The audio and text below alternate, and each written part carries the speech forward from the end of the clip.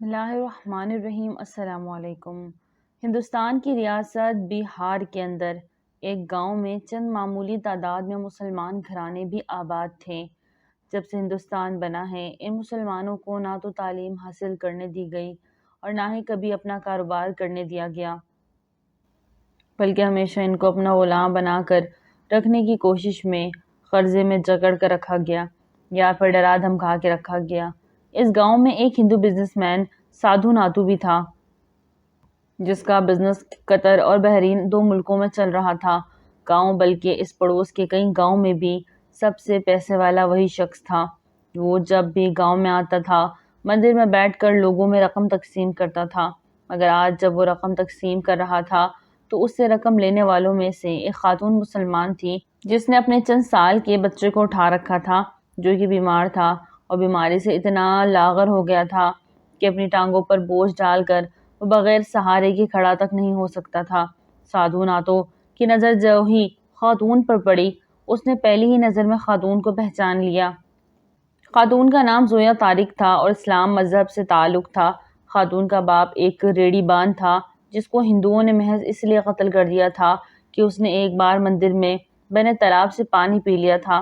باپ کی موت کے بعد آمدن کا ذریعہ ختم ہو گیا تو زویا طارق کی والدہ نے اس کی شادی ایک مسلمان نوجوان سے کر دی اور جہیز میں اسے وہی گدا گاڑی دے دیا جسے چلا کر اس کا باپ روزی کمایا کرتا تھا۔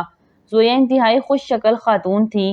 سادھو ناتو، جو کہ عمر میں اس کے باپ کے برابر تھا، اس نے زویا کے آغاز جوانی میں اس پر اپنی جنسی ہوس مٹھانا چاہی تھی، مگر اپنی خواہش میں ناکام رہا۔ یہاں تک کہ اپنی خواہش کی تکمیل کے لیے اس نے زویا کے خاندان کو طرح طرح کی اذیتیں دینا شروع کر دی تھی، لیکن زویا اور اس کے خاندان نے سب کچھ صبر سے برداشت کیا، مگر سادھو کی اس حرام خواہش کی تکمیل نہ کی۔ آج جب زویا کو لائن میں لگے ہوئے اس نے دیکھا تو اس کو اپنا ماضی یاد آ گیا اور اس نے زویا سے پوچھا، اگر آج میں کہوں تو میری خواہش پوری کر دو گی؟ زویا نے اس سے کہا، میں تمہاری خواہش کبھی بھی پوری نہیں کروں گی۔ زویا کے جواب کو سن کر اس نے کہا کہ چلو ٹھیک ہے، پھر جاؤ تم اپنے خدا سے مانگو، مندر میں مانگنے کیوں آئی ہو؟ اس کی بات سن کر زویا نے جواب دیا کہ میرے دل میں یہ بات بھی میرے رب نے ہی ڈالی تھی کہ شاید یہاں سے مجھے کچھ رقم مل جائے گی جس سے میں اپنے بچے کے لیے دوا خرید سکوں گی، تو اسی امید پر یہاں آ گئی۔ اگر مجھے پتا ہوتا کہ یہاں تجھ جیسا شیطان بیٹھا ہے تو کبھی نہ آتی۔ باقی تو جو رقم تقسیم کر رہا ہے اس میں بھی میرا حق ہے، کیونکہ تو یہ رقم بطور خیرات تقسیم کر رہا ہے اور میں اس خیرات کی حقدار ہوں۔ ہمارے نبی حضرت محمد صلی اللہ علیہ وسلم کے فرمان کا مفہوم ہے کہ تم خیرات کو مت روکو ورنہ تمہارا رزق بھی روک لیا جائے گا۔ زویا کی بات سن کر ہندو سادھو طنز پر اتر آیا اور کہا کہ میں یہ خیرات تمہیں نہیں دوں گا، اگر اس سے میرا رزق بند ہوتا ہے تو بے شک ہو جائے، کم از کم میرا رزق بند ہو جانے پر یہ تو پتہ چلے گا نا کہ مسلمان کا مذہب جھوٹ نہیں کہتا، اور دوسری بات یہ کہ میں پورے گاؤں میں اعلان کروا دوں گا کہ کوئی بھی ہندو تمہاری مدد نہیں کرے گا، تم اپنے خدا سے کہو کہ تمہارے بچے کے لیے دوا بھیجے۔ یہ بات کر کے سادھو ناتو اپنے رستے پر چل دیا اور رب کا شکر ادا کرتے ہوئے اپنے نیم مردہ بچے کو اٹھائے ہوئے زویا طارق اپنے رستے پر چل دی۔ رات کو زویا طارق کے بچے کی طبیعت بہت زیادہ بگڑ گئی۔ وہ رات کو بچے کو اٹھائے ہوئے پیدل ہسپتال کی جانب چل دی۔ ادویات خریدنے کے پیسے یا بچے کو چیک اپ کے پیسے اس کے پاس نہیں تھے، لیکن وہ اپنے حصے کی کوشش کرنا چاہتی تھی، کیونکہ وہ کہتی تھی میں اپنے حصے کی کوشش کر دوں گی، باقی کام میرا رب جو کر دے بہتر کرے گا۔ وہ ہسپتال کھلنے سے گھنٹہ پہلے جا کر ہسپتال کی دہلیز کے سامنے بیٹھ گئی۔ ہسپتال کھلنے کے بعد جب ڈاکٹر وہاں پہنچی اور زویا کی حالت دیکھی تو فوراً اسے اپنے پاس بلا لیا، اس کے بچے کا تسلی سے چیک اپ کیا، اس کو اپنے پیسوں سے ادویات خرید کر دی، نہ صرف اس کے بچے کا مکمل علاج کیا بلکہ اس کی تعلیم کا خرچہ بھی اٹھا لیا۔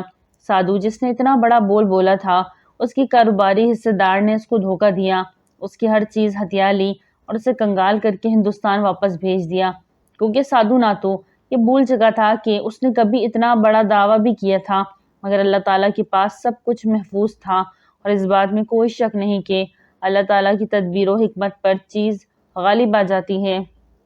سادھو ناتو جو کہ متکبرانہ بول بولے تھے ان کا انجام دیکھ لیا تھا۔ آج زویا طارق کا وہی بیٹا ڈاکٹر ہے اور ایک ایسے ادارے کا انتظامات بھی سنبھال رہا ہے جہاں لاوارث لوگوں کو رکھا جاتا ہے۔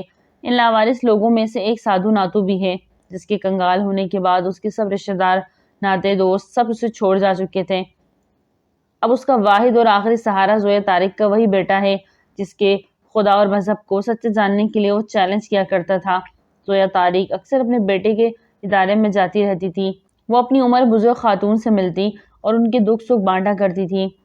آج جب وہ ان خواتین سے ملنے کے بعد باہر نکل رہی تھی تو بیرونی دروازے سے سادھو ناتو ادارے میں داخل ہو رہا تھا تو انہوں نے ایک بار پھر ایک دوسرے کو دیکھتے ہی پہچان لیا۔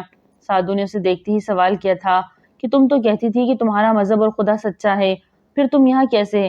سادھو ناتو کی بات سن کر زویا طارق نے جواب دیا کہ الحمدللہ اس بات میں کوئی شک نہیں، میرا خدا سچا ہے۔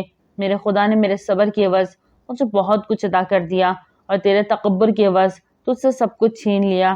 دیکھ لے، کبھی میں مندر میں خیرات مانگنے آئی تھی اور میرے مسلمان ہونے کی وجہ سے تو نے مجھے خیرات نہیں دی تھی، لیکن میں مایوس نہیں ہوئی اور اللہ سے امید لگائے رکھی۔ میرے اللہ تعالیٰ نے مجھے اتنا نواز دیا کہ آج یہ ادارہ جس میں تو اور تجھ جیسے بہت سارے لوگ مقیم ہیں وہ ہماری خیرات پر چل رہا ہے، لیکن تجھ میں اور مجھ میں فرق ہے۔ تمہارا مذہب تمہیں اجازت دیتا ہے تم جسے چاہو خیرات دو، جسے چاہو نہ دو، لیکن میرا مذہب مجھے اس چیز کی اجازت نہیں دیتا، بلکہ میرا مذہب کہتا ہے ہر حقدار کو اس کا حق دو۔ اپنی بات مکمل کرنے کے بعد زویا طارق اس کے تاثرات دیکھے بنا باہر کی جانب چل دی تھی اور سادھو ناتو وہاں بیٹھ کر روتے ہوئے کہنے لگا تھا کہ بے شک تمہارا خدا اور رسول اور تمہارا مذہب سچا ہے۔ سبحان اللہ۔ ویڈیو اچھی لگے تو لائک کریں، چینل کو سبسکرائب کریں اور دعا میں یاد رکھیں۔ السلام علیکم۔